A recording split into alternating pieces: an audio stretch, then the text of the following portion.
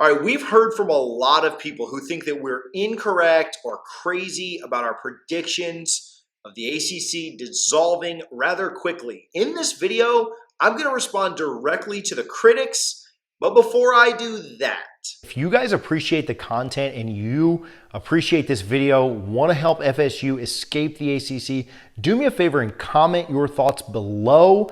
Also share the video. Your interactions help tremendously. They not only help the cause, but they help the channel a ton. Can't wait to be drinking a beer with you guys as we celebrate our escape from this pathetic conference. All right, we've told you this. 8 teams are needed to dissolve the ACC. Most people are in agreement here. That's not an official byline of the grant of rights or the contract, but a simple majority is what's needed for any kind of vote to dissolve the conference. 8 teams needed. Andy Stables reported that in the Athletic. This is where we're at. Teams going to the Big Ten or the SEC can make at least an additional $500 million per team over the next 13 years. Most experts expect between 5 and 7 teams from the ACC to land in the Big Ten or the SEC. We've talked about those teams: Clemson, Florida State, Miami, North Carolina. Maybe you'd have some other ones jump in there, but those are the big ones that people look at right now. Virginia is another very popular name that we hear. 5 to 7 teams are going to land there. Those same professionals, by that same token, would expect for 1 to 3 teams to land in the Big 12. And they will likely be paid very similarly to what they're paid in the ACC. So the biggest thing that I hear from people is, why would these 1 to 3 teams leave the ACC for the Big 12 if they're going to make the same money? That is what you guys put in the comments over and over and over and over again. Well, we've got an answer for you. Reliable sources like Ross Dellinger and David Hale have even made these claims. But as you started to notice over the last few weeks, the tone has been drastically different, and fewer people in media are taking such a hardline stance anymore. Let's go with the conservative estimate and say only 5 teams make the Big Ten or the SEC.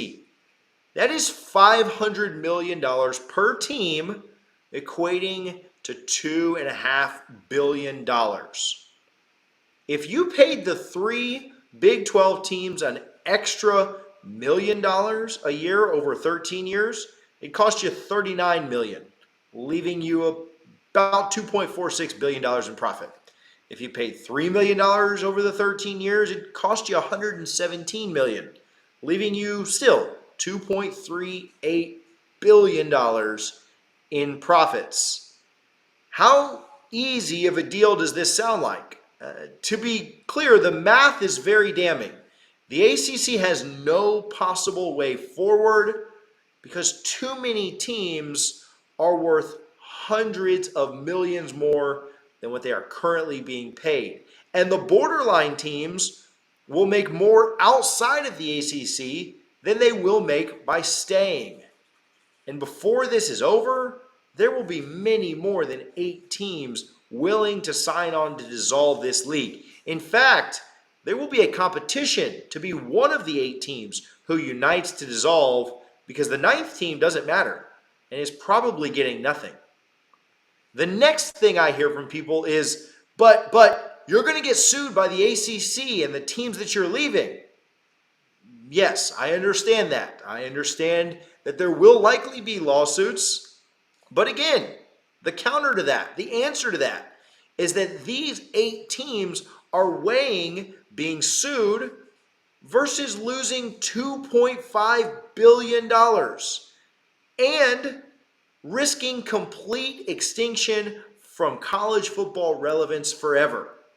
This truly is an easy choice. When I spoke with people at Florida State, I asked about this. I asked about the risk of pursuing an exit and what would come from that. And I asked, would the risk decrease as years go on? For example, If you waited 5 years to leave, does your risk in court decrease? The answer was this: yes, TJ, the risk decreases, but I don't know that we can remain relevant in 5 years. That was a direct quote that was given to me. Could we remain relevant in that time frame?